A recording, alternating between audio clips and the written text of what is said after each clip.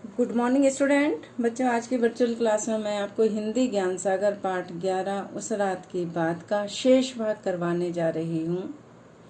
इसके लेखक मिथिलेश्वर जी हैं। लेखक की मोटरसाइकिल एक बियाबान स्थान में खराब हो गई थी। रात धीरे धीरे गहराती जा रही थी। आसपास खड़े पेड़ पौधे डरावने लगने लगे थे। गीदड़ों की हुआ हुआ सुनाई देने लगी थी। जंगली जानवरों और चोर लुटेरों के डर से लेखक घबरा उठा। अचानक उसकी नजर सामने दूर टीले पर पड़ी। मन में एक आशा बंधी। मैं साहस करके टीले पर पहुंचा। मैं यानी लेखक मोटरसाइकिल सड़क के किनारे ही छोड़ दी थी। कुछ ही दूरी पर रोशनी दिखाई दी। वह एक छोटी बस्ती थी। बस्ती में घुसने पर सबसे पहले घर का दरवाजा खटखटाया। एक बुढ़िया लालटेन लेकर बाहर आई। मैंने अपनी परेशानी कह सुनाई। रास्ते में मेरी मोटरसाइकिल खराब हो गई है, टीले के उस पार खड़ी है। अगर यहाँ कोई मिस्त्री मिल जाए तो मैं घर पहुँच जाऊँ। उस बुढ़िया ने अपने बेटे और पति को बुलाया। उन्होंने कहा कि उस बस्ती में कोई मिस्त्री नहीं है। पास के गांव से सुबह उनका बेटा बुला लाएगा। रात भर मैं वहीं ठहर जाऊं। मेरे सामने कोई रास्ता नहीं था। मैं उस झोपड़ी में बिछी एकमात्र चारपाई पर बैठ गया। बुढ़िया ने कहा, बेटा मुँह हाथ धो लो, जो बना है तुम भी खा लेना। नहीं नहीं, मुझे भूख नहीं है। ऐसा कैसे हो सकता है? हम खा लें और अतिथि भूखा सो जाए। बुढ़िया ने बाजरे की रोटी और बथुए का साग मेरे सामने रख दिया।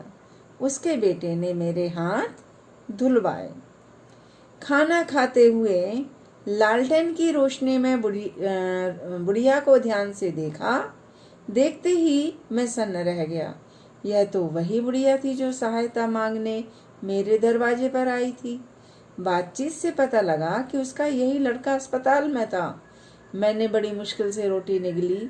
मन ही मन में उस दिन के व्यवहार पर लज्जित हो रहा था। गर्मी की रात थी। बुढ़िया, उसका पति और बेटा जमीन पर सोए, लेकिन मेरे लिए उन्होंने चारपाई बिछा दी।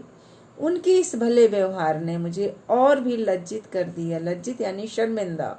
सोचते सोचते न जाने कब मेरी आंख लग गई। सुबह मेरे उठने से पहले ही उसका बेटा मिस्त्री को बुला लाया। मिस्त्री ने घंटे भर में मेरी मोटरसाइकिल ठीक कर दी।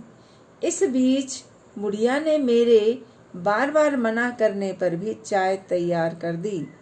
चलते समय मैंने बुढ़िया के हाथों में कुछ रुपए देने की कोशिश की, लेकिन उसने मना कर दिया। कहा, हमने पैसे के लिए आपकी मदद नहीं की। हम गरीब जरूर हैं, पर हमारा दिल गरीब नहीं है। मैं वहां से चल पड़ा। बुढ़िया और उसके परिवार के प्रति मेरे मन में आदर का भाव था। मुझे अपने किए पर पछतावा हो रहा था। बुढ़िया और उसके परिवार ने मुझे मानवता का पाठ पढ़ाया था। तभी मैंने सोच लिया था कि उसके पढ़ाए पाठ पर जीवन भर अमल करूंगा। तो लेखक मिथिलेश्वर जी ने अपने जीवन में घटित घटना का वर्णन इस पाठ के माध्यम से किया हुआ है और शिक्षा दी हुई है।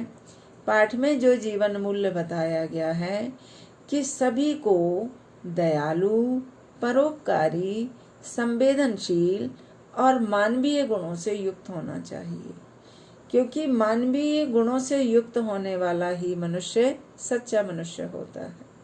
वही परोपकार कर सकता है। तो पाठ में आए जीवन मूल्यों से हमें यह सीख मिलती है कि हमें हमेशा एक दूसरे का सहयोग करना चाहिए। कहा भी गया है, सर्वे भवन्तु सुखिनः, सभी लोग सुखी होंगे। जब सभी एक दूसरे का सहयोग करेंगे तो सभी सुखी होंगे। यह पाठ आपको पढ़ना है, यही गृह कार्य है।